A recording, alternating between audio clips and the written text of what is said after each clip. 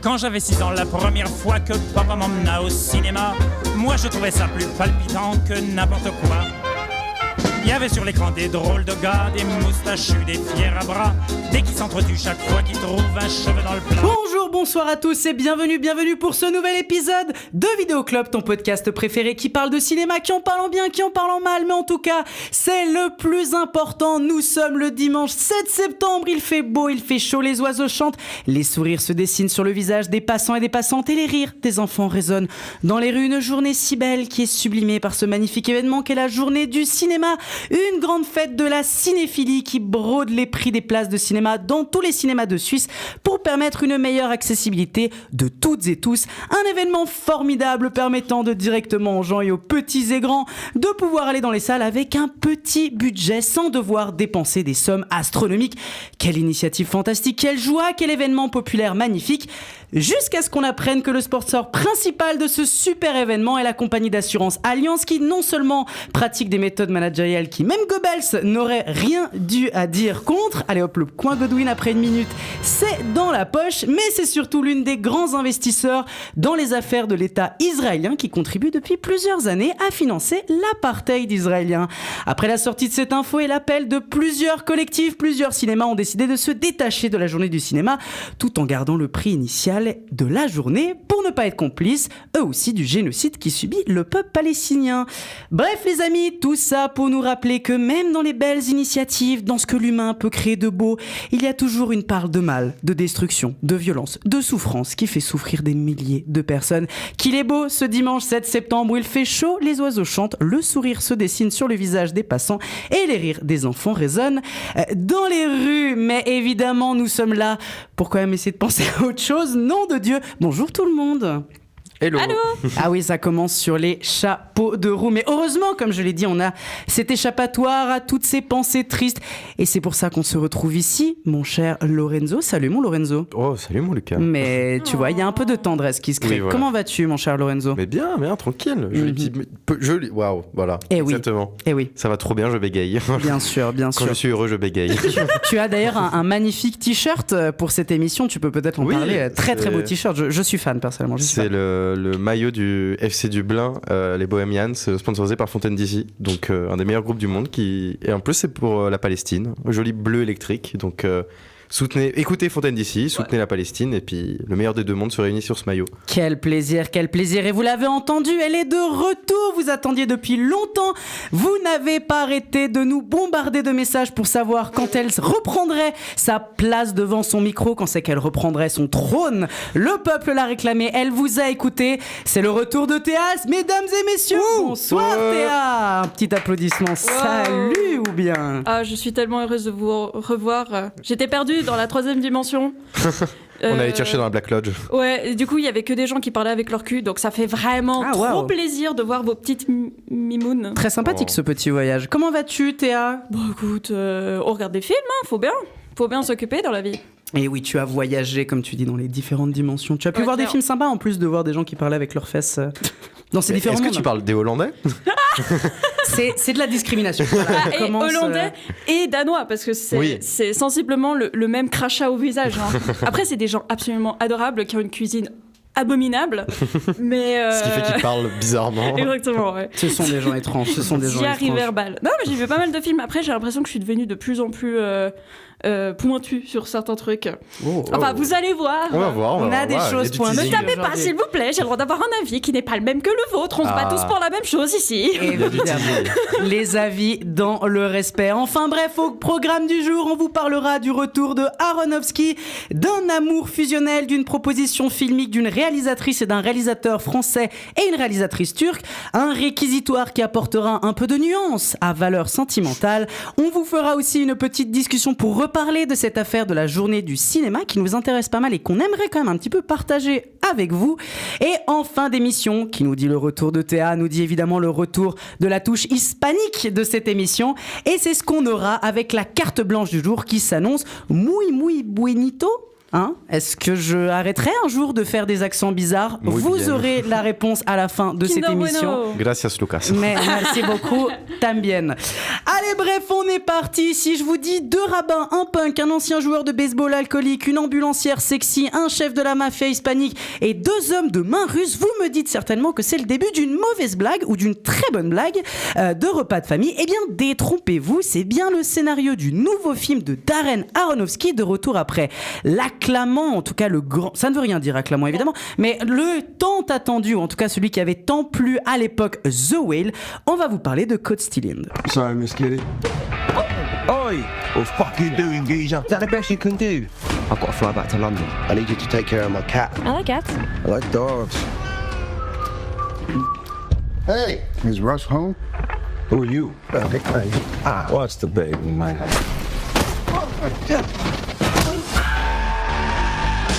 Caught Stealing, et oui, c'est peut-être un peu mieux avec une prononciation un peu plus respectable, ou Prise au piège dans la langue de Molière, et donc réalisé par Darren Aronofsky, réalisateur évidemment qu'on ne présente difficilement plus. Il avait évidemment réalisé The Whale, Mother, mais aussi un assez gros classique, à savoir Requiem from a Dream ou Pi.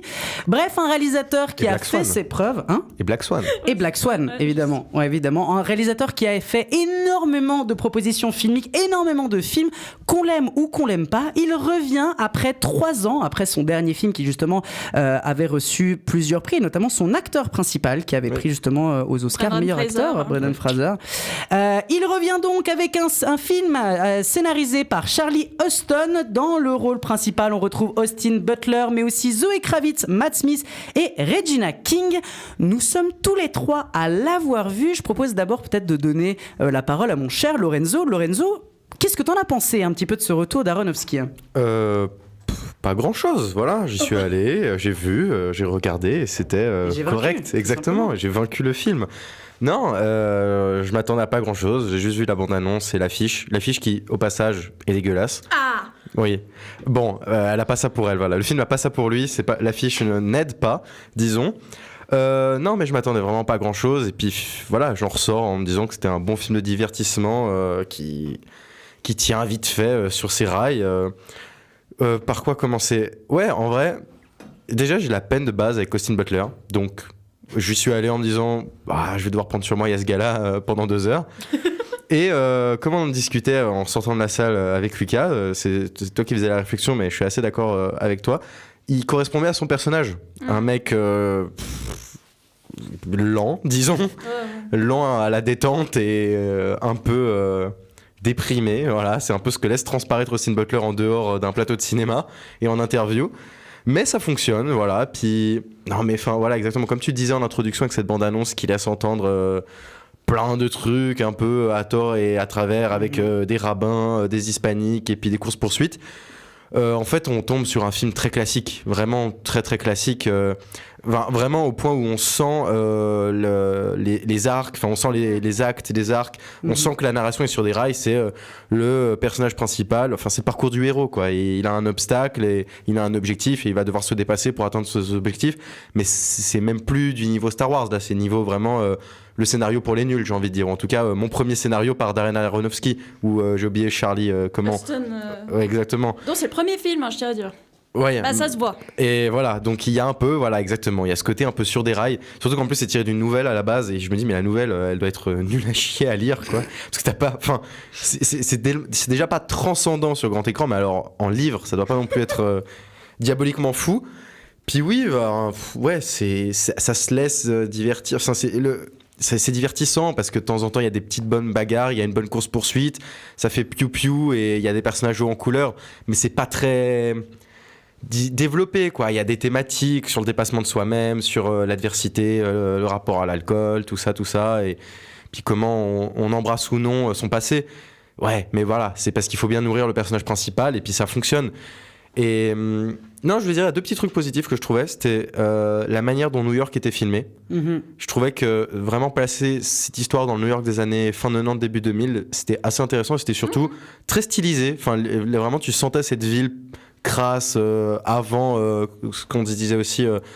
avant Wall Street, avant la gentrification, vraiment juste cette ville aussi qui sort des années 80 et c'est assez bien mis en scène, assez bien réalisé, assez stylé. Ça fonctionne dans l'histoire. Je fais un ping-pong entre qualité et défaut parce qu'il y a un défaut qui vient de me revenir, mais c'est la qualité des dialogues. Au début surtout. Plus ça avance, plus ça s'améliore, mais au début... Tu trouves que ça marche pas du tout ? Je trouve les 15-20 premières minutes, surtout quand on nous introduit les deux personnages principaux, enfin la relation entre Chloé Kravitz et Austin Butler, mais je trouve que c'est... Zoé Kravitz, merci. Je trouve que c'est... Les dialogues, je te dis, putain, mais votre couple, il tient sur des bim-bam de répliques à la con de « Ah, t'as un joli cul » et puis « Oh, super ». Ça tient surtout sur le fait de montrer Zoé Kravitz sa poêle. Exactement. C'est ce qu'on disait, c'est la mais fameuse ça tient théorie. aussi sur Austin Butler, il a des beaux abdos, quoi. De toute façon, mais ça revient toujours dans la fameuse théorie que ce que je t'avais dit aussi, c'est que Zoé Kravitz, quand elle est dans un film, et pas dans un film d'animation, mais dans un film un peu concret, il faut qu'on voit des gougouttes, on voit son cul. C'est la nouvelle Eva Green. Il faut qu'elle soit filmée nue. C'est vraiment une règle absolue dans tous les films qu'elle passe. Et ça puis soit dans Batman, en fait, voilà, ça fait pas spécialement avancer le film. Bon. Mais non, ça se laisse regarder, c'est divertissant, c'est pas catastrophique, c'est pas extraordinaire. C'est aussi vite vu, aussi vite oublié. Puis ça a tenu 2 heures, mais je crois qu'on va laisser surtout l'avis à sa plus grande détractrice, qui est Théa. Quoi. Ça risque d'être puissant. Ouais, j'avoue, j'ai été un peu prise au piège pendant ce film. Alors, je viens de lire qu'en fait, le dénommé Charlie Heston, donc c'est le original writer. Mais il a fait aussi scénariste. Executive producer, parce qu'en fait, c'est lui l'auteur de la nouvelle. Oui, justement. Magnifique. Et après, il a fait le scénario. Alors, mon pauvre Charlie Heston, je sais pas à quel point... Lui-même est un vieux mec blanc qui adore voir des boobs et puis ou alors qui adore voir les abdos sculptés de jeunes éphèbes, j'en sais rien, comme il veut. Mais c'est le film, je trouve, le moins intéressant qui m'a été donné de voir depuis très longtemps parce que en fait, avec la bande-annonce, t'as l'impression que ça donne un peu dans du Guy Ritchie. En mode, ça va être dynamique, ça va être punchy, un peu genre à la Snatch, où justement, ça part avec une sorte des prémices d'une mauvaise blague. Mais en fait, le soufflet, il redescend tellement vite et les personnages en soi sont inintéressants au possible. On parlait des dialogues et en fait, j'ai l'impression qu'il a ce mauvais trait d'expliquer plutôt que de montrer. Ils ont systématiquement à tout expliquer. Oui. Il y a des tas de passages, genre, je crois que c'est quand il est avec les deux, quand il est avec les rabbins. Putain, mais ils parlent tellement pour expliquer ce qu'ils vont faire, alors que c'est bon, ça fait une demi-heure qu'on a compris ce que vous alliez faire. Puis encore même avant, quand ils vont au storage, du punk, tout à fait, où ils passent tout le parcours en voiture à expliquer le pourquoi du comment. Ouais. On a compris, c'est bon. Ou lui aussi qui arrête pas d'expliquer pour la 150e fois que c'était un high school vedette. Genre, le mec, donc ça veut dire qu'il a fini le gymnase et puis il était bon au baseball. Hein. Oui. Enfin, c'est... Bravo, mon gars. T'as accompli quelque chose, certainement. Hein, non, mais apparemment, il pouvait être signé dans une grande équipe. Ouais, mais mais justement, c'est tellement un parcours. Non, mais c'est construit comme étant le mec qui a tout réussi, d'une certaine manière. C'est construit que le mec, c'était un peu le gars qui avait de l'avenir devant lui, quoi. Ouais, mais mode américain classique, quoi. D'ailleurs, je pense que... Enfin, je sais pas, je me suis fait la réflexion pendant tout le film, ils arrêtent pas de faire des shots, des tours jumelles. Beaucoup. Ouais. Et à la fin, je me suis dit... Ah, mais en fait, c'est pour la résolution que ça peut être que avant l'attentat des tours jumelles, parce que sinon, jamais tu passes à la douane comme ça aussi facilement. Bonjour, j'ai plein de thunes dans un sac et un chat et j'ai volé une identité. Et j'ai pas la même photo que sur mon passeport. Et j'ai pas du tout le bon accent, mais tout va bien. À mon avis, post-2001, le gars, là, on le voit arriver. Déjà, c'est un punk avec un chat, donc ça joue pas. Le gars. C'est vrai qu'il suffisait que ce soit le 12 septembre 2001 et l'histoire ne fonctionne plus. Le film s'arrête tout de suite. Non, mais à la première seconde, le film s'arrête. Bah ouais. Enfin, je sais pas. Moi, j'ai trouvé que les personnages étaient relativement inintéressants. Donc, comme j'ai dit, Austin Butler, il joue comme un. Il joue comme Austin Butler. C'était désespérant. Oui, ses relations sont pas intéressantes. Sa mère, c'est Laura Dern. Vraiment, j'ai de la peine pour elle. Hein. Ouais. Genre. Comment Laura Dern peut avoir un fils de l'âge de Austin Butler ? Moi, ça m'a fumé. Enfin, je sais pas. Donc, j'ai trouvé que c'était un film qui, sur le papier, aurait dû être vachement divertissant, mais ne l'était pas du tout. Et je trouve que c'est bon. On a vu assez de films comme ça. Et en plus, c'est Darren Aronofsky. Genre, c'est pas le premier venu. D'ailleurs, ça m'a beaucoup surprise quand j'ai vu que c'était vraiment lui qui avait fait le film, parce que ça a rien à voir avec ce qu'il nous a montré jusqu'ici. Moi, je suis pas forcément une immense fan, mais au moins, il essayait un truc. Alors, peut-être qu'il a décidé que le genre auteur, c'était trop compliqué à faire, j'en sais rien, ou trop tortueux. Du coup, il s'est dit, je vais faire un machin de C'est divertissement. plus facile de devenir un yes man. Ouais, c'est ça. Donc, je ne comprends pas comment est-ce qu'il est tombé dans ce projet. Honnêtement, si vous mettez que c'est quelqu'un d'autre que Darren Aronofsky, ça vous fera le même effet, parce qu'il n'y a rien de chez lui dans ce film. Et c'est hyper dommage, parce que justement, c'est un réalisateur qui a une patte, qui a beaucoup de thématiques qui reviennent systématiquement dans son cinéma. Spiritualité. Voilà. Mais il nous sort cette merde là. Franchement, je peux pas dire que c'est autre chose, parce que ça coûte 22 balles d'aller au cinéma à des horaires complètement crétins. Il y a de moins en moins la version originale et on doit perdre 2 heures à voir ce film qui est nul. Mais moi, franchement, allez regarder les anciens Guy Ritchie, ça vaut beaucoup plus la peine que s'appuyer ce truc pendant 2 heures.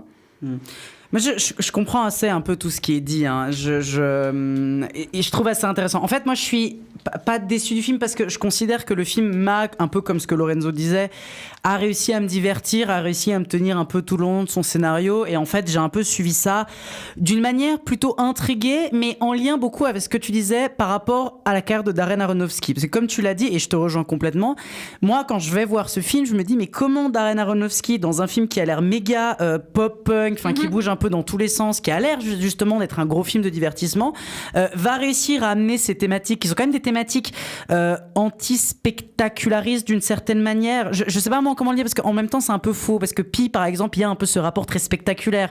Dans Requiem for a Dream, c'est méga spectaculaire. En fait, c'est très iconographique. Hein, voilà, exactement. Parce que ça revient à un truc très religieux. Et en fait, je me disais, mais comment dans ce film-là, qui a l'air de mélanger le punk, la religion juive, des chats, de la baston, de la mafia et tout, comment dans ce film-là, il va essayer d'apporter ces thématiques. Et c'est vrai qu'on a l'impression qu'il est très édulcoré de son cinéma. T'as l'impression que son cinéma est beaucoup enlevé, même s'il y a quand même des éléments, des plans que je retrouve un peu de son contrôle, la manière où il travaille les plans. Et je reviendrai un peu après à la première scène du début où justement on filme les tours jumelles, mais je reviendrai un petit peu après par rapport aux thématiques du film, mais je crois vraiment qu'il y a plusieurs plans, par exemple notamment la scène où le personnage principal va se beurrer la tête dans le bar. Il y a la manière dont c'est filmé dans les mouvements de caméra où je retrouve encore du Aronofsky parce qu'il y a une certaine maîtrise.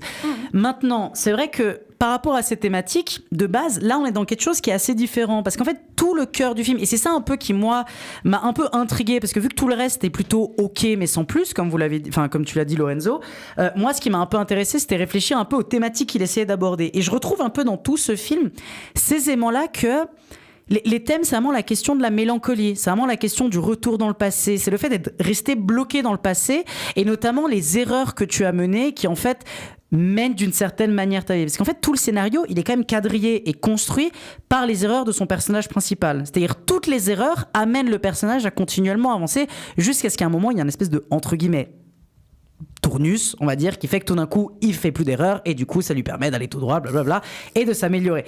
Je dis pas encore une fois que c'est bien fait. Je trouve que c'est très léger la manière dont sont amenées ces questions-là et ces réflexions sur le passé, machin. Tu t'es reconnu dans Austin Butler? Non, mais pas du tout. Tu t'es vu dans... Non, parce que... Surtout quand il se bourre la gueule. Non, mais parce que j'ai aussi un rein qui manque. Voilà, je vous l'apprends comme ça, vous le savez. Non, j'ai des émotions à la différence de lui. Mais en fait, alors, tu veux quoi, mec?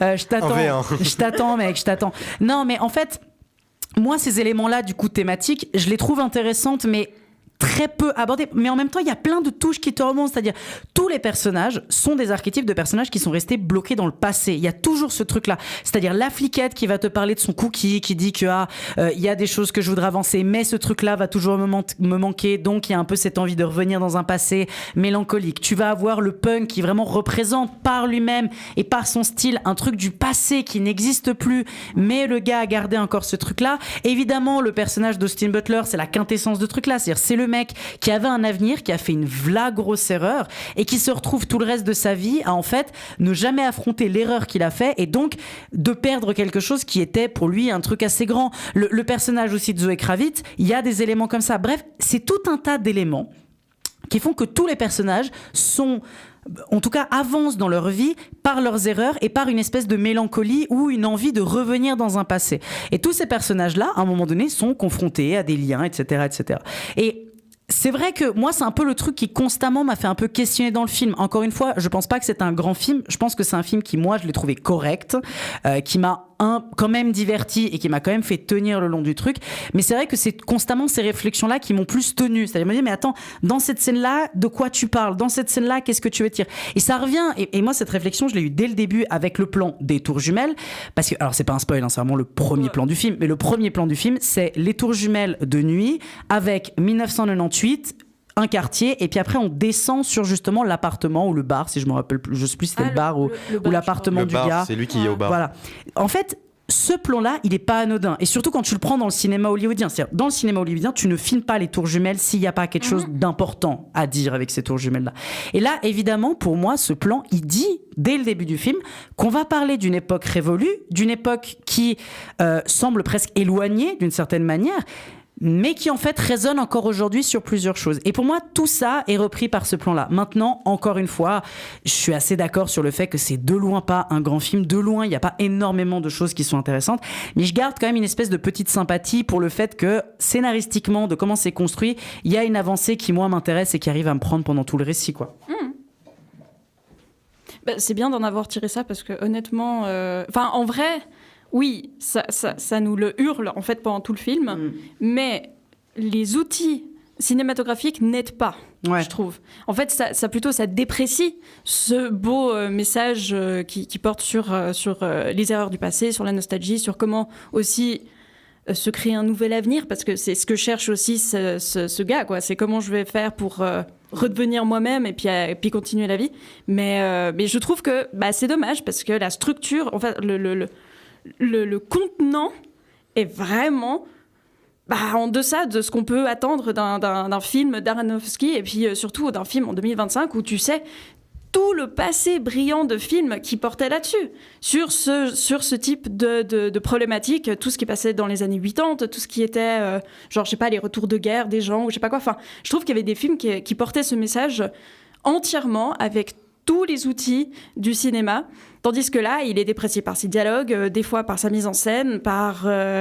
qu'est-ce qu'il y avait qui était nul aussi Pardon. Par contre, le chat, on peut pas le toucher. Je fais une parenthèse, mais le chat est un acteur à part entière, et c'est un personnage à part entière symbolique et quand même certain. On ne touche pas le chat, en plus il lui manque une papate, c'est beaucoup trop mignon. Mais oui, c'est vrai que le chat a limite plus d'expression faciale que Austin Butler. Et Austin Butler, tu l'as dans ta gueule, mon pote, aujourd'hui. Tout le temps. Ouais. Ah, là, c'est la bagarre contre le c'est donc je trouve que c'est dommage d'avoir en plus ce personnage qui est censé être iconique, donc vraiment je sais pas, le symbole de l'Amérique de ces années-là, où justement tu pouvais juste avoir une bourse au collège et puis après tu devenais quarterback ou mec de baseball, là, je sais pas comment, batteur, je sais pas. Mais c'est pas tout à fait le bon terme. Tu deviens pilier et tu vas faire une troisième mi-temps. Mais du coup là, il en est réduit à un symbole qui est parodié en One Punch Man. Genre à la fin, tout d'un coup, il se rend compte qu'il peut puncher des gens et qu'en fait, sa seule qualification dans la vie, c'est qu'il sait pas conduire.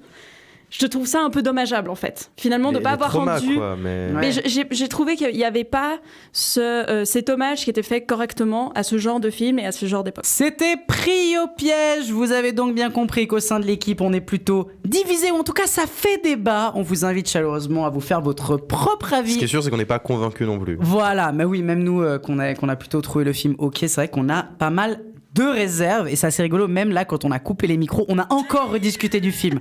Donc ça, vous voyez, c'est là où il y a le talent de podcasteur, c'est qu'en fait au moment où on dit des trucs intéressants, on coupe le micro. Exactement. Et ça c'est beau, vraiment c'est beau. En plus, des vrais professionnels. On a reparlé de la carte d'Aronofsky, on a redit que le lien, les incohérences qu'il y avait dans le film, la question de la religion, bref, ça c'était des trucs intéressants que vous n'entendrez jamais, et ça c'est beau. Allez, bref, on enchaîne. Avez-vous déjà ressenti l'intime et profonde sensation de fusionner avec votre moitié, que vos deux corps entrent et s'enlacent pour ne faire plus qu'un? Non mais littéralement ne faire plus qu'un. C'est le pitch de la nouvelle comédie romantique toute tendre et toute mignonne qu'est Together. We spend our lives in search of the other half. If you think you found that, don't be so quick to let it go. I think something's happening to us. Bear? Listen to me. We've got to get out of here. Together est donc le premier film de Michael Shawkes, qui lui d'abord était un acteur. Avant, il avait fait plusieurs trucs. J'ai pas sous le coude un peu les différents films qu'il avait fait déjà avant, mais c'est un acteur qui a déjà un peu bossé dans le milieu.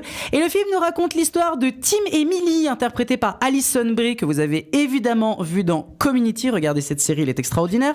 Et Tom Franco, que vous avez vu dans la moitié des films du cinéma hollywoodien, j'ai envie de dire, qui est partout.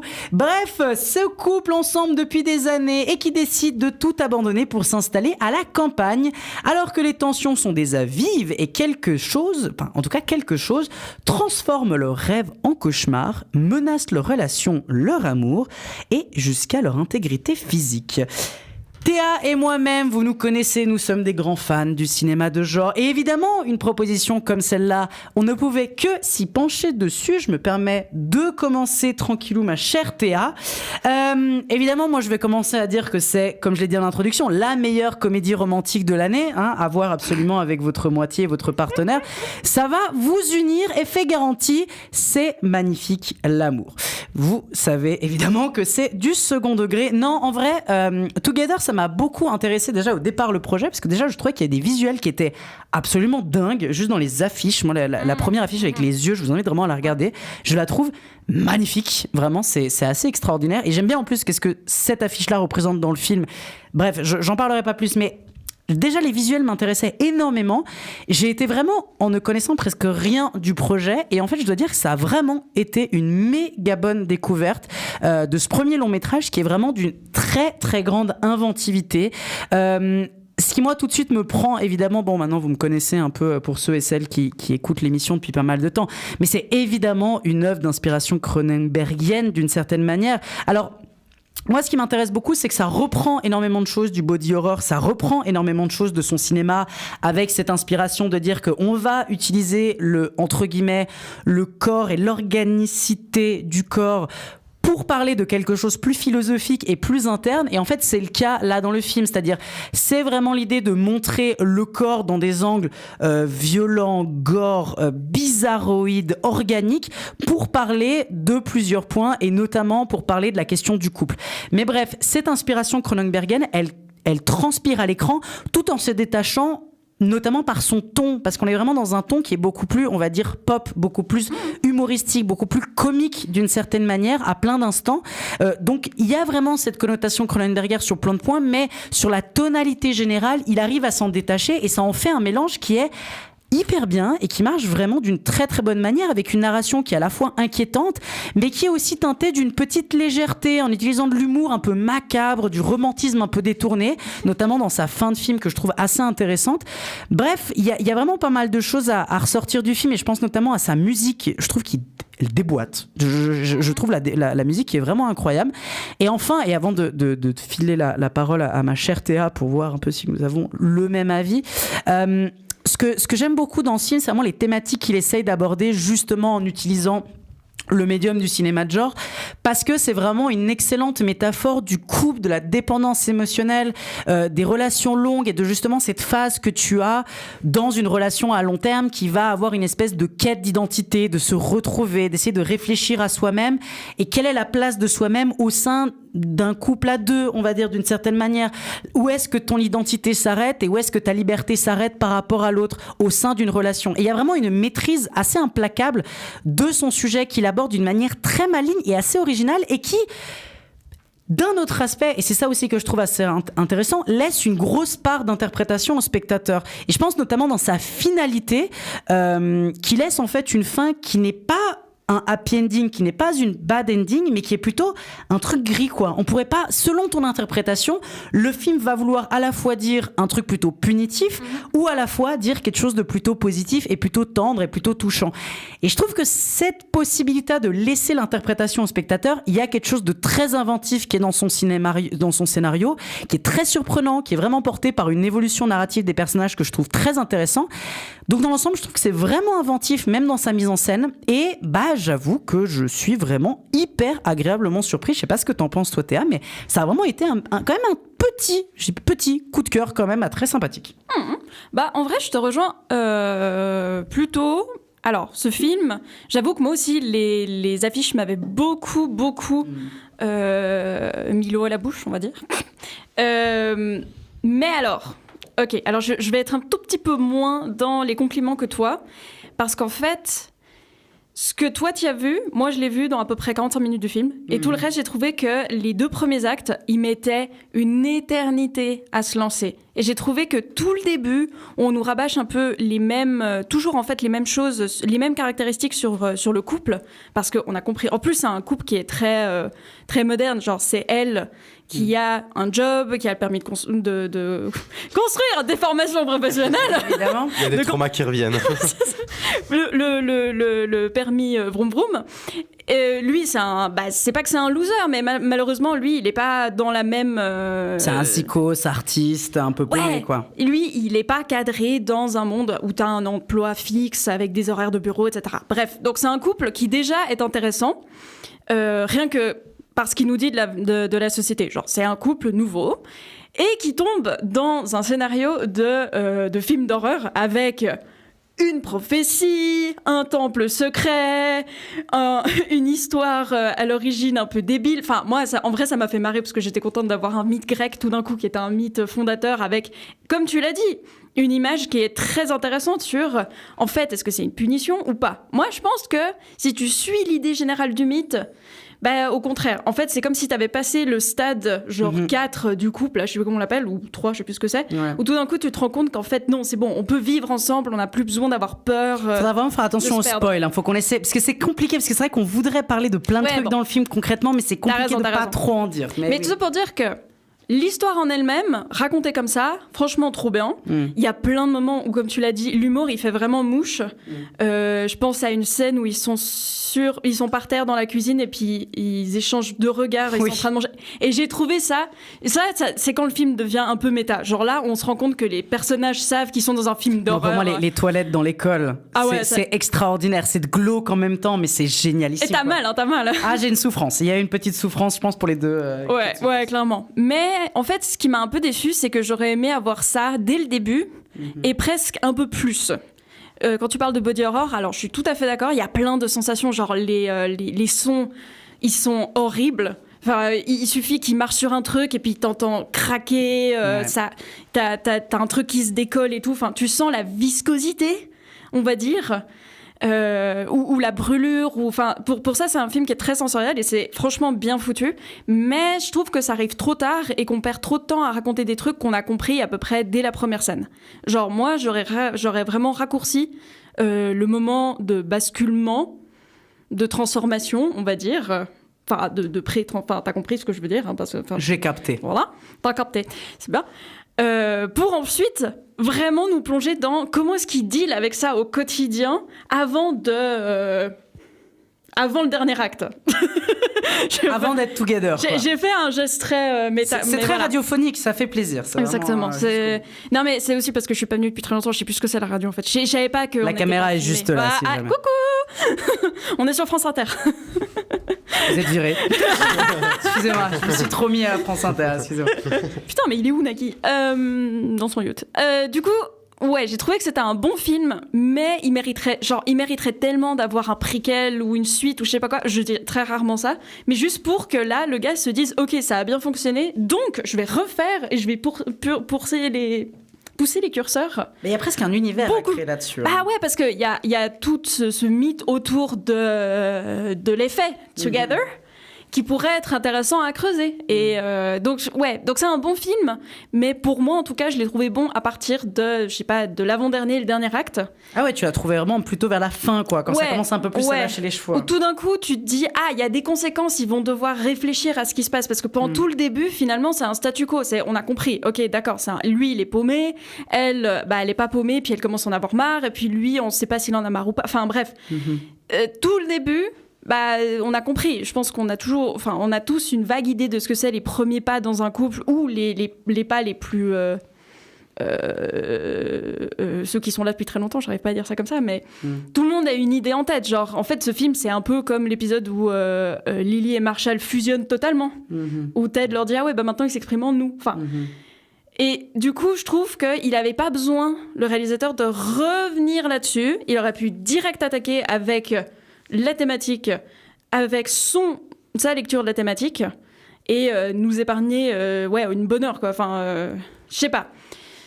J'ai trouvé que finalement, c'était pas un mauvais film, c'était plutôt une bonne surprise, parce que je m'inquiétais aussi de ce genre de truc où tu te dis, l'affiche est magnifique, mais en fait, après, c'est de la grosse daube, parce qu'en fait, ils savent pas de quoi ils parlent.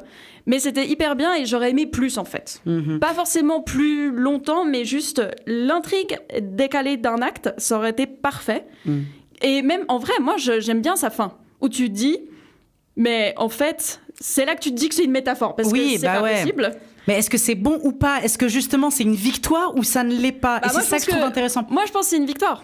Et si tu suis le mythe grec, c'est une victoire. Mais si tu suis l'idée que ce que le film t'a montré aussi, tu pourrais dire que c'est pas une victoire. Et que oui, bien sûr. La perte d'identité de chacun va mener à un truc chelou. Inversement, tu peux dire, mais en fait, le fait d'être aussi proche, on va dire d'une certaine manière, c'est très compliqué de pas spoiler. Mais on va se dire que une proximité aussi intense fait que tu as enfin une route toutes tracées ensemble et qui fait que tu sais que ces personnes-là, toute leur vie, vont être ensemble. Et donc là, d'une certaine manière, tu peux le voir comme quelque chose de positif. Mais pour faire une petite parenthèse à ce que tu as dit, moi, je peux absolument comprendre ça parce que c'est ce que tu disais sur la longueur qu'il y avait un peu au début, c'est que c'est vrai qu'il y a un peu un tournant dans le film qui devient justement beaucoup plus body horror, etc. Et avant, c'est beaucoup plus un espèce de truc bizarre, psychologique, de mais pourquoi, pourquoi ça se colle, machin. Et en fait, moi, n'empêche, je l'aime bien, cette montée un peu crescendo, parce qu'en fait, j'ai un peu ce truc de, en plus ça, je ne m'attendais pas, entre guillemets, à de quoi étaient causés les différents trucs qu'on voit dans le film. Ce qui fait que moi, ça m'intéresse. Et en fait, je suis surpris. Et donc, cette montée constamment en évolution, et de commencer à découvrir les nouvelles règles qui se créent. En plus, des règles qui sont...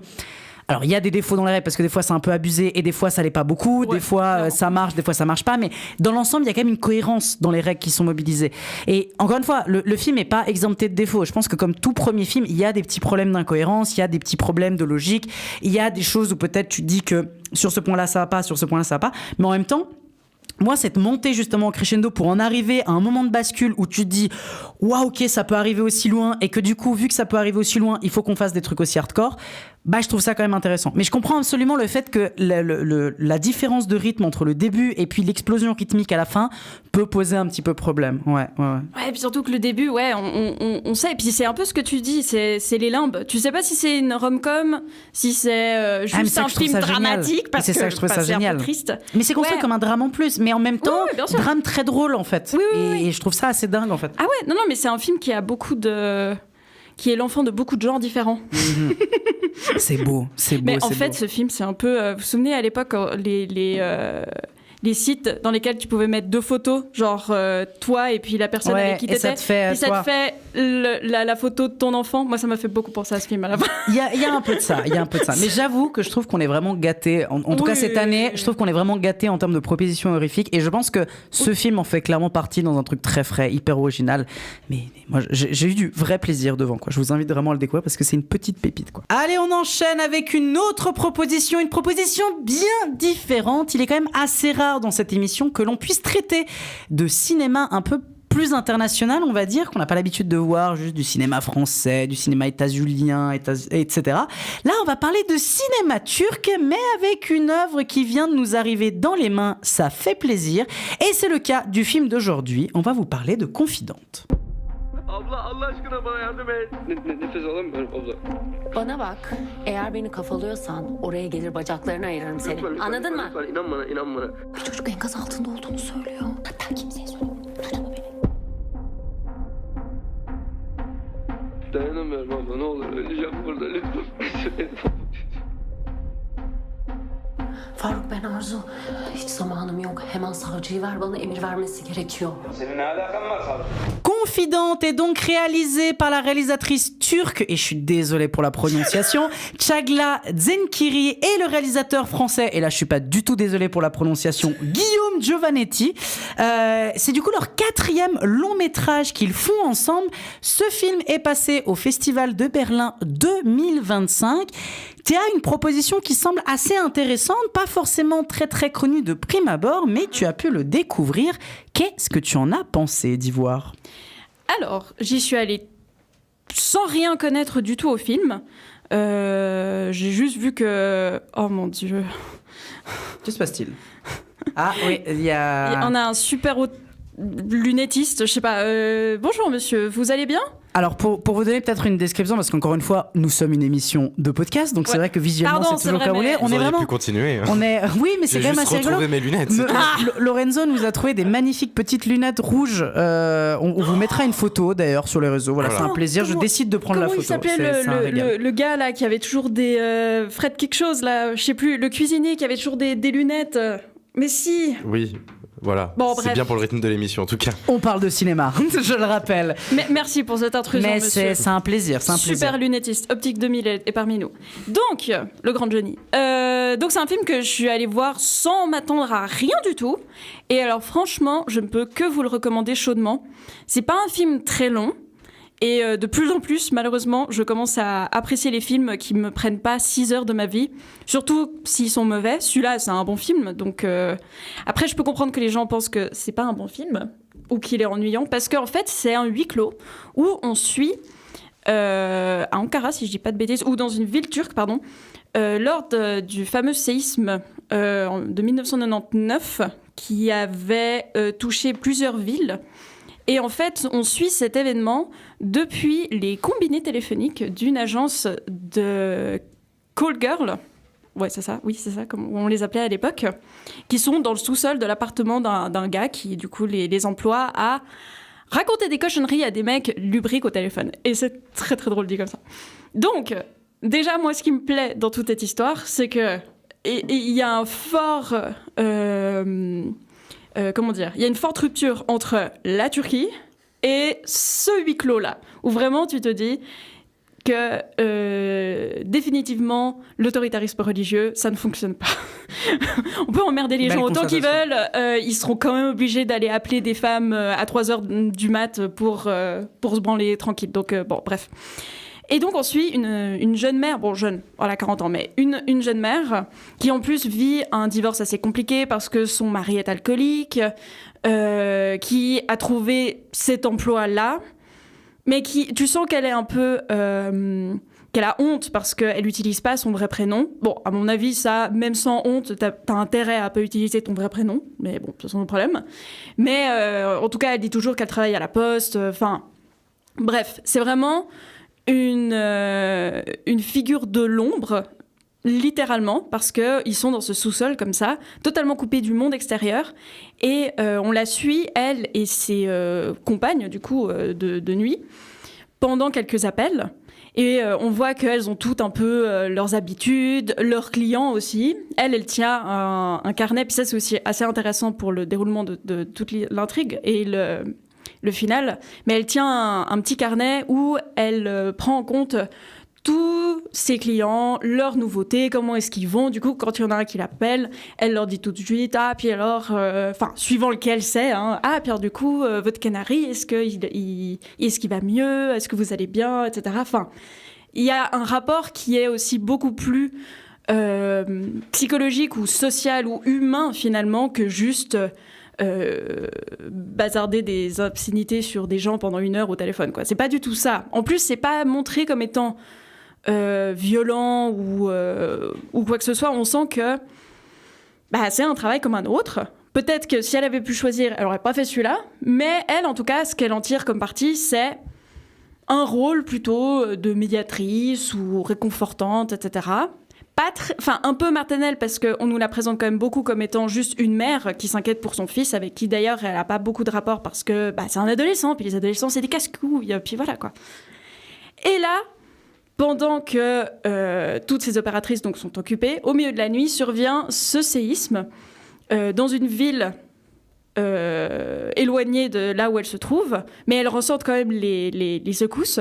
Et en fait, elle était au téléphone avec quelqu'un qui était dans un des quartiers qui a été touché par ce séisme, et commence alors, pendant la nuit, toute une quête qu'elle va mener, elle, pour secourir ce jeune homme. Et en fait, c'est un film qui nous parle de tous les travers de la société, notamment de la corruption, des gouvernements autoritaires, mais aussi beaucoup de féminisme, beaucoup aussi de solidarité. Tout ça à travers un seul personnage qu'on nous filme beaucoup en plan très rapproché. C'est beaucoup juste sa tête à elle. On voit d'ailleurs jamais le reste de son corps, à part un petit moment, mais vraiment ce qui nous intéresse, c'est qu'est-ce qu'elle voit, qu'est-ce qu'elle entend. Puis surtout, son regard, en fait, retranscrit plutôt ce qu'elle pense que ce qu'elle voit, vu que elle est dans un sous-sol, donc elle voit rien du tout. Puis elles sont pas d'ordinateur, donc elle entend, et ses yeux sont vraiment le reflet de ses décisions morales. Parce que tout ce qu'elle va devoir faire pendant tout le film, c'est prendre des décisions basées sur sa morale, qui vont peut-être aider des gens, ou peut-être pas. Et elle se trouve embrigadée dans une histoire en fait qui la dépasse totalement. Tout ça parce qu'à un moment ou à un autre, elle était au téléphone avec quelqu'un avec qui elle n'aurait pas dû être au téléphone. Mais c'est peut-être ça aussi qui va sauver la vie d'un jeune homme, ou peut-être même sa vie à elle. Elle ne sait pas encore. Donc j'ai trouvé que c'était un film qui était hyper haletant, sans donner l'impression que c'est un thriller, parce que y a pas la grosse musique avec les gros sabots américains où il faut absolument ressentir des trucs. Non, un simple regard qui est la plupart du temps figé dans le vide en train de réfléchir, ça suffit amplement pour nous faire comprendre la portée de ces choix moraux à faire. La musique aussi, elle est assez légère, il y en a même peut-être à certains moments pas du tout. On entend juste les gens au téléphone, les téléphones qui sonnent, elles qui discutent. Et je trouve que pour ça, c'est un film qui est très, je vais le dire encore une fois, mais très échelle humaine, quoi. C'est pas du sensationnalisme, c'est qu'est-ce qui s'est passé ce jour-là du point de vue de quelqu'un qu'on ne connaît pas et qu'on ne connaîtra certainement jamais, mais qui existe. Et pour ça, j'ai trouvé que c'était assez un coup de force, finalement, de nous faire tenir pendant plus d'une heure et demie, je sais plus exactement, vraiment pas très long film, juste avec ça. On filme des femmes au téléphone et c'est tout. C'est même pas des femmes en plus qu'on est censé prendre en pitié, ni porter un jugement moral sur elles parce que elles sont dépeintes exactement comme n'importe quel autre employé. Ça pourrait être dans une poste, d'ailleurs, ça changerait pas la chose. Mais pourtant, elles se parlent entre elles. On voit qu'il y a des conflits de domination entre certaines et d'autres. On voit que le boss instaure un climat de domination et de favoritisme. Enfin, ça nous montre à la fois à quel point les hommes ont tort dans cette société. Et ça, je me plais beaucoup à le dire quand même. Tout ça pour dire que... Et ça me semble plutôt juste. Ça, c'est de l'émission de gauchistes comme on aime ça. Je vois pas de quoi tu parles. Non, mais en fait, elle dit des mots mais tellement forts sur le féminisme. Et de nouveau, c'est pas récité, quoi. C'est pas... Elle sait ce que c'est que de connaître les abominations. D'ailleurs, on laisse planer le doute un peu sur d'où elle vient. Elle marche avec une canne, on ne sait pas comment c'est arrivé. Mais vu son discours, on pense que... Et vu aussi le contexte, tout bêtement, voilà. Rien contre la Turquie, mais... Aussi, beaucoup contre la Turquie. Bon, pardon, alors je ne l'ai pas dit, mais bon, voilà. On sent qu'elle a un passé tragique qui l'a menée là où elle est. Et elle en est une survivante. Et elle peut tenir un discours... envers des hommes de pouvoir, quels qu'ils soient, parce qu'elle est amenée à communiquer avec des hommes de pouvoir, et elle peut leur tenir le discours sur ce que ça fait, en fait, d'utiliser ce pouvoir contre des gens et à mauvais escient. Et c'est tellement beau de voir une femme qui peut remettre à leur place plein d'hommes qui pensaient faire tout juste, mais qui en oubliaient les principales victimes, qui ne sont pas que des femmes d'ailleurs, mais là, comme c'est elle qui parle comme femme, c'est ce qu'elle leur reproche au premier avis. Donc, c'est un film que je recommande très chaudement. Il est encore au cinéma, si je ne m'abuse. Ouais. Grosse découverte, belle découverte. C'est un film qui est très court, que vous pouvez aller voir rapidement, on va dire, et après débriefer pendant des plombes, si ça vous plaît, et que vous voulez faire un podcast aussi, et puis devenir nos concurrents numéro 1. On adore, on aime le challenge. Mais voilà, donc Confidente, je vous recommande. Et ça, c'est des moments au montage qui vont être un régal à devoir couper. Et ça, c'est un plaisir. Eh ben, tu sais quoi, mon Yannick, tu ne coupes pas ça. On laisse tout. Les auditeurs, on est au naturel, mon pote. Et si on a envie de faire des bruits de grudge à la fin d'une émission, on l'a fait, quoi. Voilà. Les réflexions bien et importantes sur Aronofsky, vous les avez pas. Par contre, les toute la réflexion, toute l'antipatriarcat, toute la réflexion féministe arrive juste à ce moment. On ne garde que ça. On vous retrouve après la pub. On se retrouve après la pub. Ding, you've reached Feminist Hotline.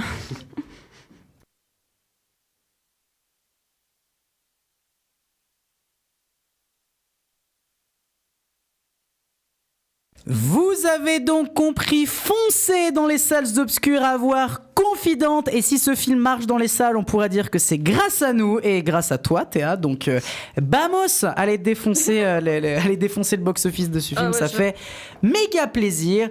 Avant-dernier point de l'émission, vous adorez ce moment parce que vous aimez bien quand on revient dans des émissions du passé, vous aimez bien quand l'un ou l'une chroniqueuse se permet de revenir avec 2 ou 3 épisodes de retard et dire vous avez tort à ceux du passé, et ça c'est un plaisir, surtout que les autres ne peuvent rien dire. Quel régal, quel plaisir, vous l'adorez. C'est évidemment le moment du réquisitoire. Le réquisitoire, c'est quoi? Un chroniqueur ou une chroniqueuse pourra revenir sur un film que nous avons discuté dans un épisode du passé. Elle aura 5 minutes pour pouvoir faire son réquisitoire, reprendre un peu une petite tribune, dire à quel point il ou elle a un désaccord sur le film qui a été abordé. Bref, aujourd'hui, c'est le cas, c'est le réquisitoire de Théa. Quelle indignité. Objection! Réclamation! Contestation! Je vais accorder cette objection, maître Lomax. Ma chère Théa, tu commences avec les chapeaux de roue dans cette émission, tu reviens à peine à l'épisode et ça va tirer à balles réelles, on peut le dire. Bref, chère Théa, je vous donne la parole. Quel est votre réquisitoire? Et moi, je regarde Lorenzo avec beaucoup de plaisir. Ah là là, vous êtes très certainement en train de vous dire putain, elle vient pas depuis 3 mois et puis là, elle arrête pas d'ouvrir sa gueule. Quand est-ce que ça s'arrête? Eh ben, dans 5 minutes. Donc, j'aimerais revenir sur le film Valeur sentimentale, Sentimental Value, c'est ça? Alors, je sais que au sein de l'équipe, certains ont apprécié, d'autres vendraient leur âme pour ce film. Bon, ce n'est pas mon cas, sans dire que je n'ai pas aimé ce film, parce que c'est faux. J'adore en plus ce réalisateur, j'adore la plupart de ses films, j'avais adoré The Worst Person in the World. Mais ce film n'a pas vraiment fait mouche chez moi, malgré vraiment tous les points positifs que je lui trouve, avec tout mon amour, hein, vraiment. J'ai adoré à quel point il utilise la subtilité des regards, des non-dits. Il filme magnifiquement bien. Ce sont des acteurs, actrices incroyables. Ils jouent tous magnifiquement bien. Je ne dis pas le contraire. Ne fais pas d'AVC, s'il te plaît, Lorenzo. Mais... et là, ils sont tous en train de se trancher les veines, c'est horrible. Ce qui n'a pas vraiment fonctionné avec moi, je n'ai pas apprécié du tout la mise en scène de la structure en chapitres comme ça, que j'ai trouvé très abrupte, voire un tout petit peu trop artificielle. Genre, j'avais pas besoin de ça pour comprendre que le récit avançait. Et vraiment, j'ai eu un gros problème avec tout le discours du film. Pour moi, c'est un mec capricieux à qui on fait un dernier caprice, qui nous dit pendant tout le film « j'ai raison », à qui on dit pendant tout le film « tu es insupportable, tais-toi, tu n'écoutes pas tes enfants quand ils t'expliquent qu'ils ne veulent pas quelque chose ». Et tout à la fin, il nous dit « en fait, je savais depuis le début » et tout le monde est obligé de se prosterner devant ça. Et moi, je trouve ça vraiment dommageable, parce que oui, c'est beau les familles qui se réconcilient, mais c'est pas non plus la norme à avoir. Et je suis désolée, mais dans ce cas-là, j'ai pas aimé du tout la fin, et j'aurais aimé qu'elle soit un peu, presque plus douce amère, pour nous montrer que si ça se résolvait de cette façon-là, c'était peut-être plus...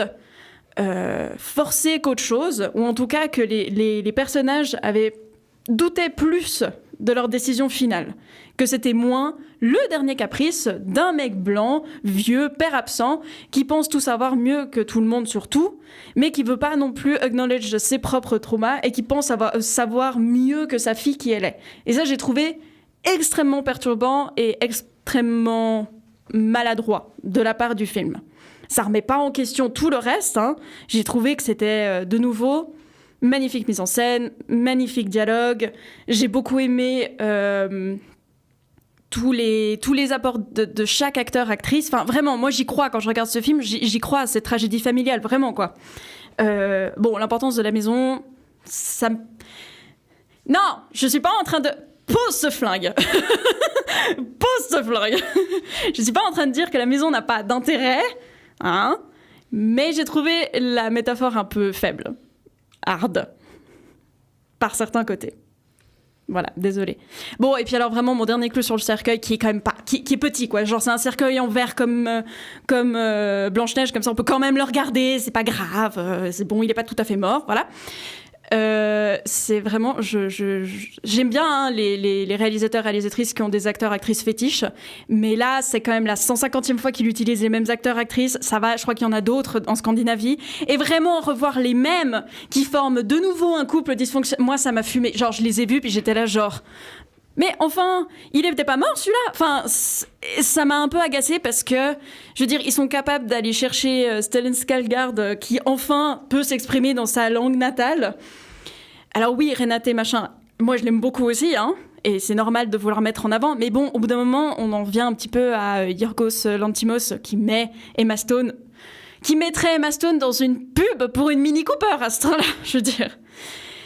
Je dis pas que c'est gravissime et que ça en fait pas un mauvais film. Je dis juste que c'est des choses qui m'ont pas permis de vraiment entrer pleinement dans ce film comme dans d'autres de sa filmographie. Et que finalement, j'ai trouvé que le regard porté sur cette famille n'était pas assez critique et un peu trop facile. Voilà. Donc c'est pas une abomination en soi. Non, j'irai pas jusque-là, mais c'est pas mon préféré.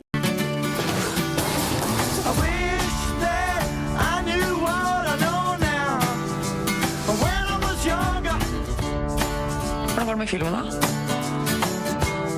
Hvordan er det å jobbe med Rachel Kemp? Det är på tiden att vi sätter oss ner och pratar, du och jag. Jag ser det.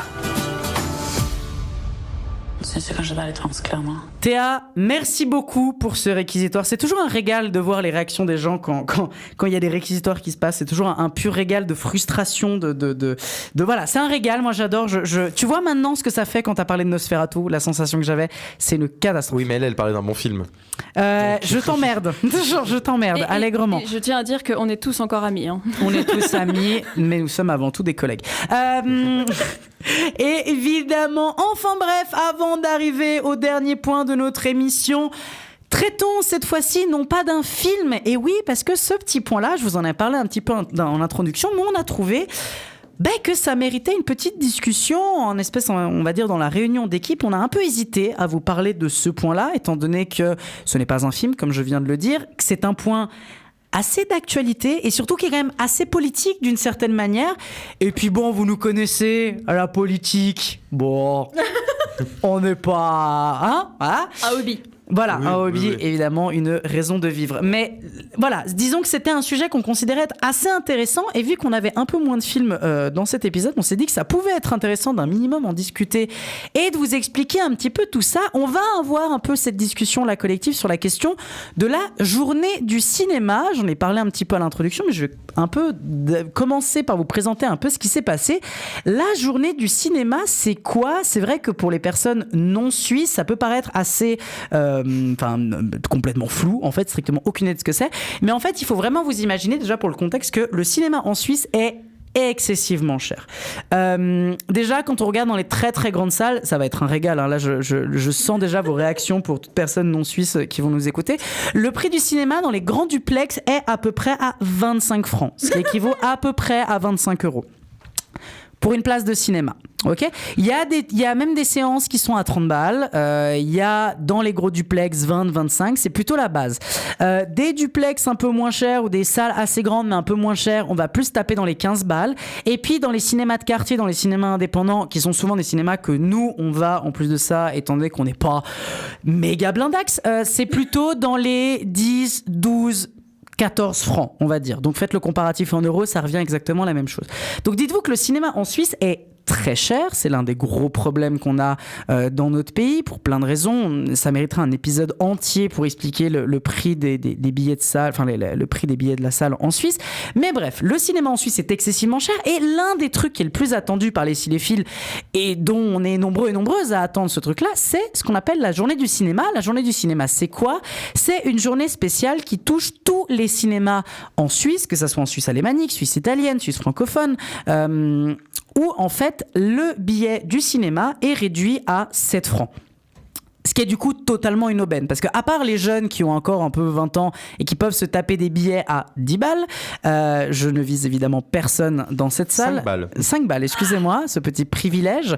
Mais pour la majorité des gens, en fait, 7 balles, c'est juste une méga aubaine. Et en fait, on est nombreux, d'ailleurs dans mon cas, à se faire des giga marathons pendant ces journées et en fait aller se voir 3-4 films pour la journée, parce qu'en fait, ça te permet de mater tes films. Pour moi, en plus, qui gère cette émission-là, quand je peux pas aller aux projections de presse, bah du coup, ce genre de truc, ça me permet de justement rattraper un petit peu tout ça. Donc, c'est quand même quelque chose d'assez chouette.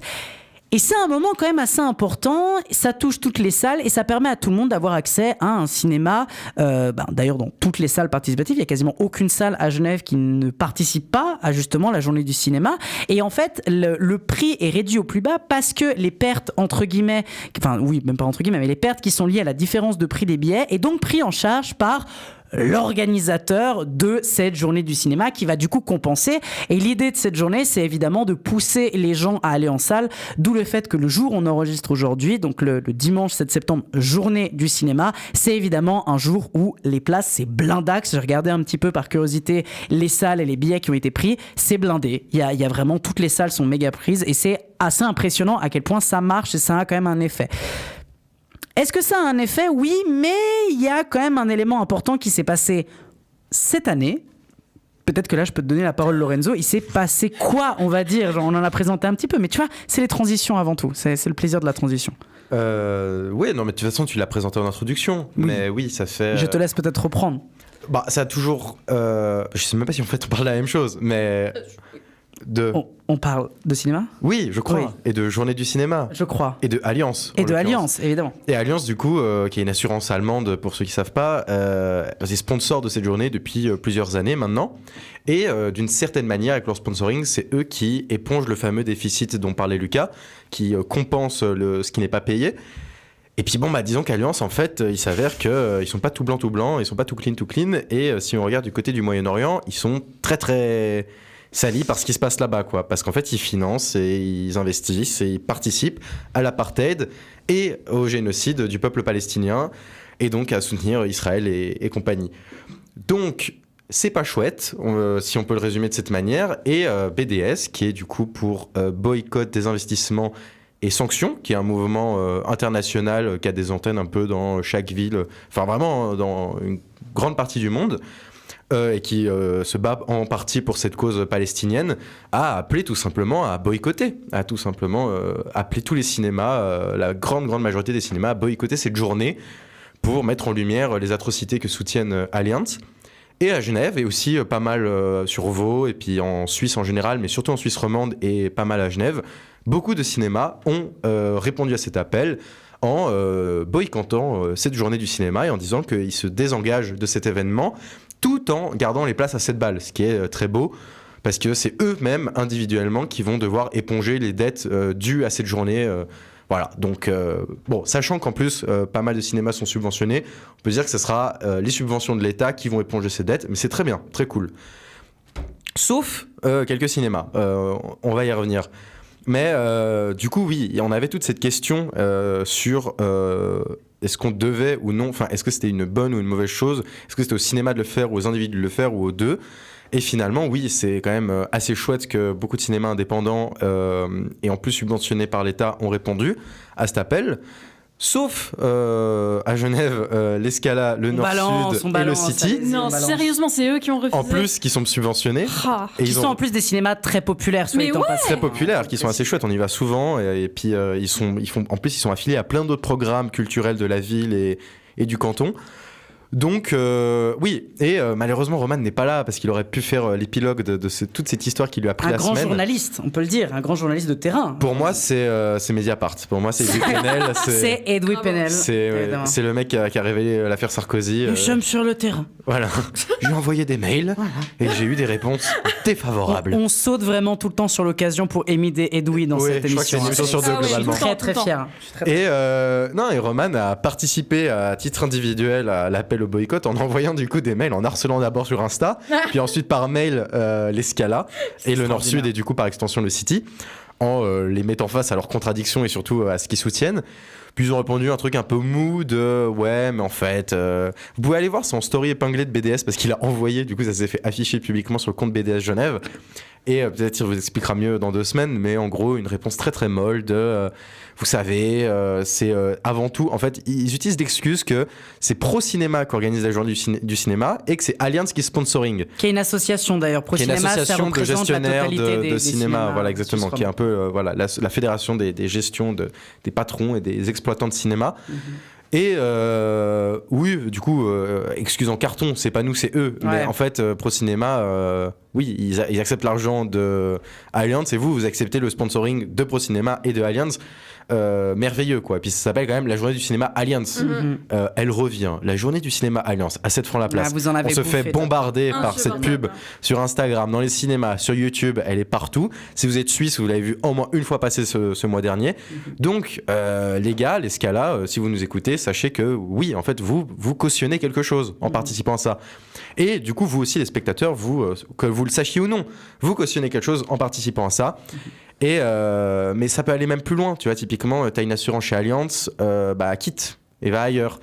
Et après, voilà, il y a toujours une limite au boycott parce qu'on est entouré par le capitalisme et puis le capitalisme, c'est dégueulasse et puis ça a de l'argent sale partout.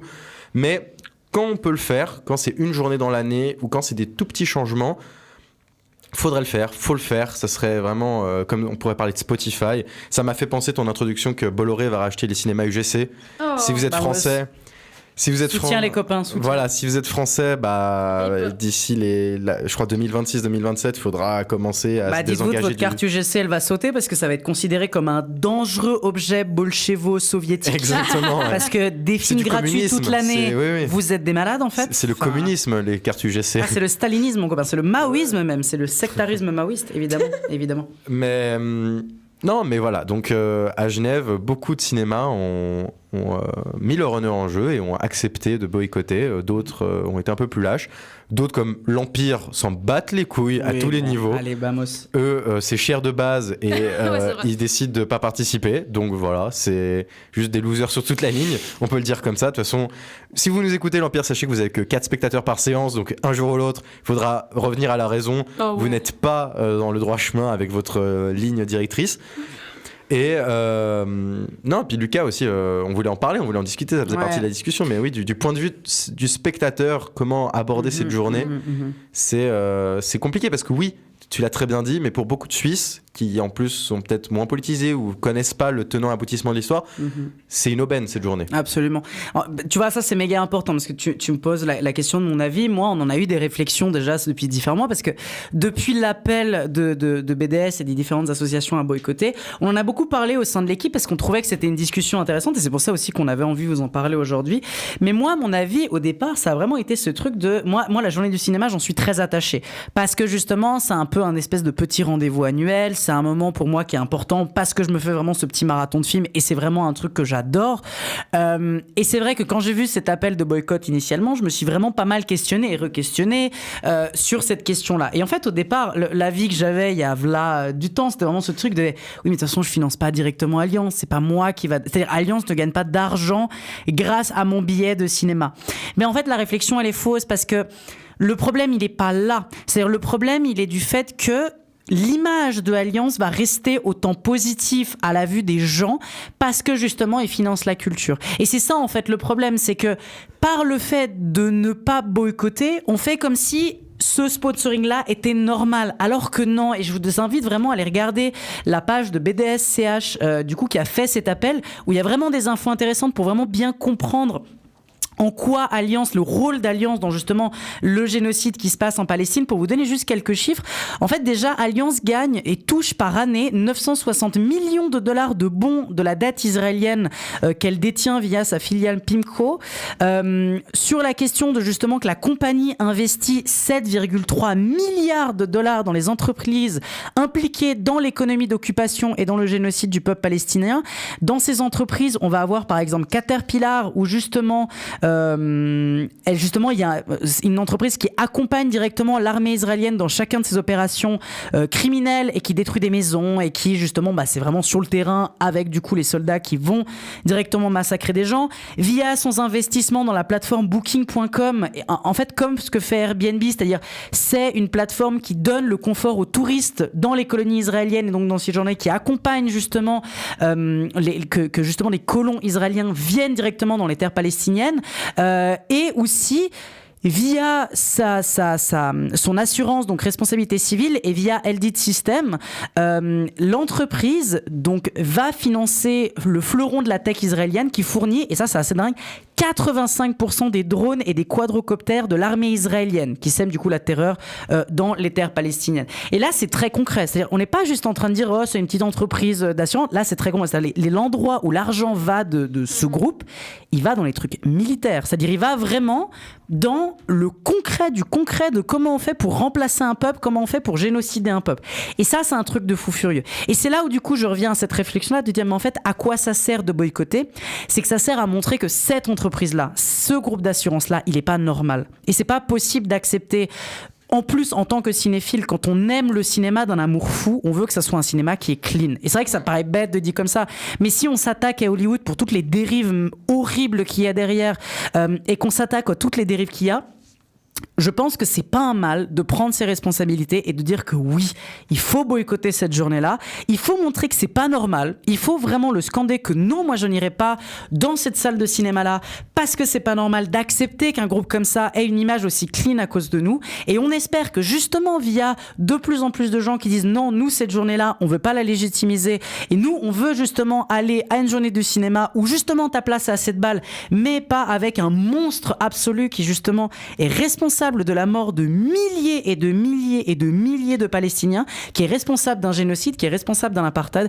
On ne doit pas avoir cette responsabilité juste parce qu'on veut payer 10 balles de moins son billet de cinéma. Je pense que c'est un rôle important et je pense que quand on défend le cinéma, quand on aime le cinéma, il faut défendre toutes ces opportunités-là. Il faut boycotter et vraiment, je ne sais pas si vous avez encore un truc à dire les copains, mais vraiment go, aller rejoindre et suivre un peu ce que font les collectifs comme BDS, comme Urgence Palestine qui parlent de justement ces thématiques-là. Encore une fois, je vous invite à aller lire l'article qu'a fait BDS sur la page, donc le 7 septembre, boycotter Alliance Cinéma.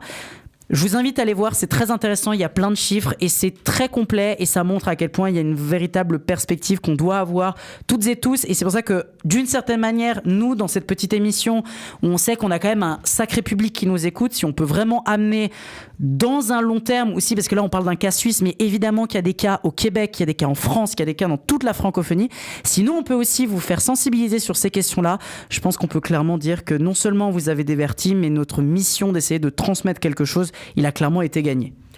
Oui, s'il y a une once peut-être de positif qui pourra, on espère parce que c'est pas encore fait ou dit ou annoncé, mais tiré de toute cette histoire, c'est que certains cinémas ont dit que, étant membres de ProCinéma, du coup la Fédération Suisse des gérants de cinéma, ils ont alors je connais pas les conditions de l'association, mais ils peuvent voter ou en tout cas ou avoir un veto sur le sponsoring et apparemment c'est des contrats de 5 ans et celui d'Alliance arrive l'année prochaine à sa fin et du coup il y a déjà des cinémas qui ont annoncé qu'ils vont voter contre le renouvellement de ce contrat de sponsoring. Donc bravo à BDS pour cet appel et puis c'est pas fini, du coup il faut continuer à appeler le plus de cinéma possible pour leur dire de voter contre le sponsoring d'Alliance, de dégager Alliance de toute cette organisation, puis de manière générale dégager le plus possible d'organisations qui sont près ou loin impliquées dans ce qui se passe en Palestine. Donc ouais, il y a un poids, enfin, chaque cinéma étant membre a son poids, a sa part de responsabilité. Et puis nous, en tant que public, aujourd'hui, pour vous, ça sera dans 2-3 jours, c'était il y a 2-3 jours, mais l'année prochaine, si c'est encore Alliance, ou peu importe ce qu'organise Alliance, par exemple, là, ils étaient aussi sponsor principal de l'Euro féminin ou des trucs comme ça. Faut appeler au boycott le plus possible et puis en tout cas en être conscient, puis le moins participer, voire pas du tout participer à ça, puis appeler du coup toutes les organisations. Donc comme disait Lucas, on retombe un peu sur nos pieds, mais rejoindre le mouvement BDS, en tout cas les suivre, comprendre les tenants aboutissants et savoir où va notre argent. Le plus possible, en tout cas, surtout dans ce modèle capitaliste, quoi. Allez, on arrive tranquillement à la fin de cette émission. Avant de passer à la carte blanche, on vous rappelle évidemment de nous suivre sur tous les réseaux sociaux, de partager un maximum l'émission pour que nous grandissons, pour atteindre les sommets et que nous soyons les maîtres de ce petit univers cinématographique.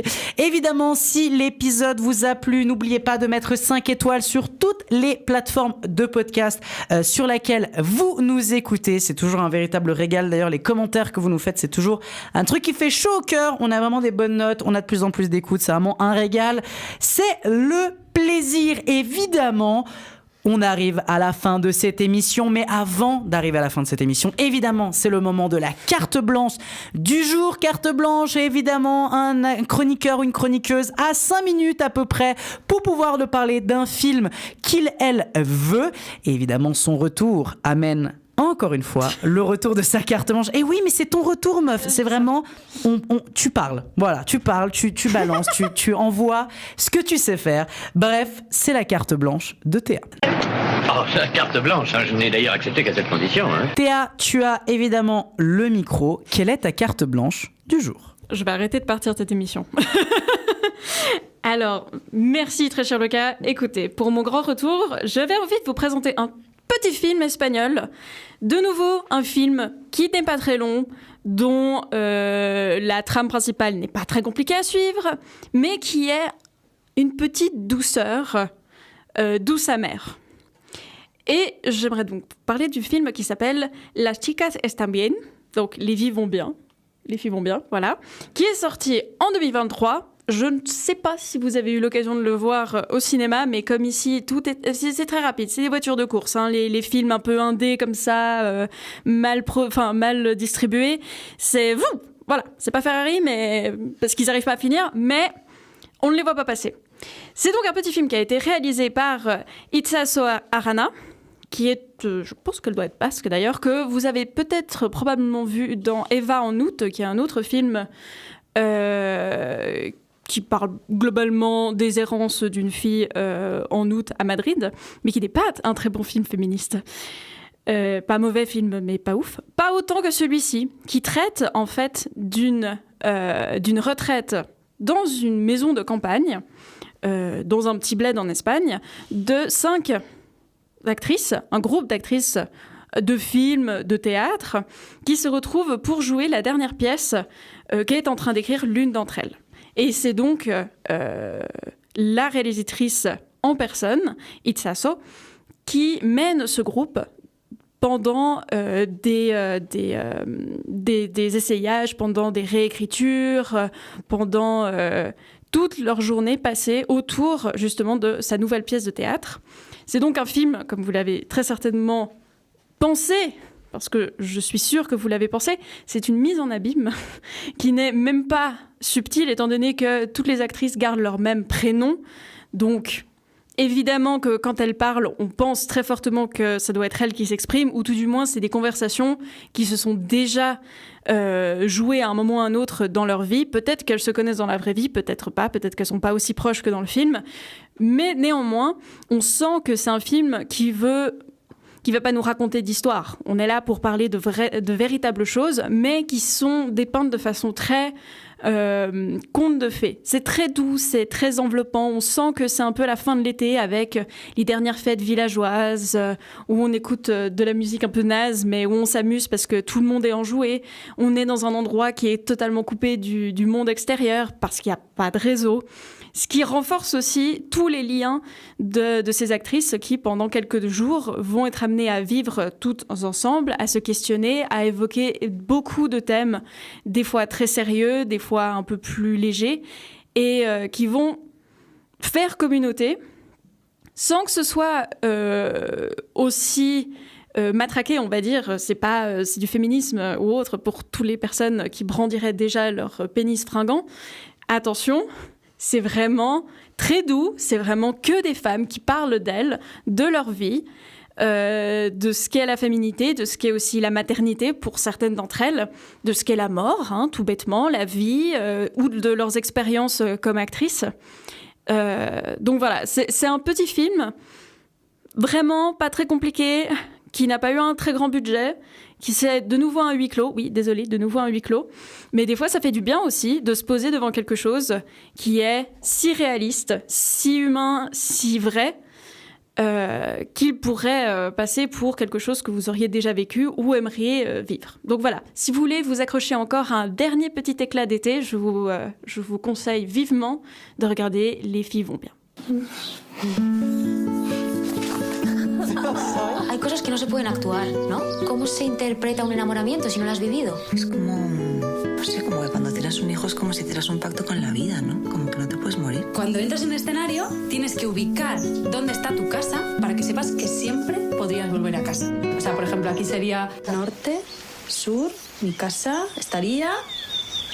allí. C'était donc la carte blanche de notre chère Théa qui conclut l'émission du jour. Un très très grand merci à toutes et à tous de nous avoir écoutés. On se retrouve évidemment dans 2 semaines pour le prochain épisode de Vidéo Club. Évidemment, je donne le dernier mot de fin à mes chers compagnons, compagnonnes.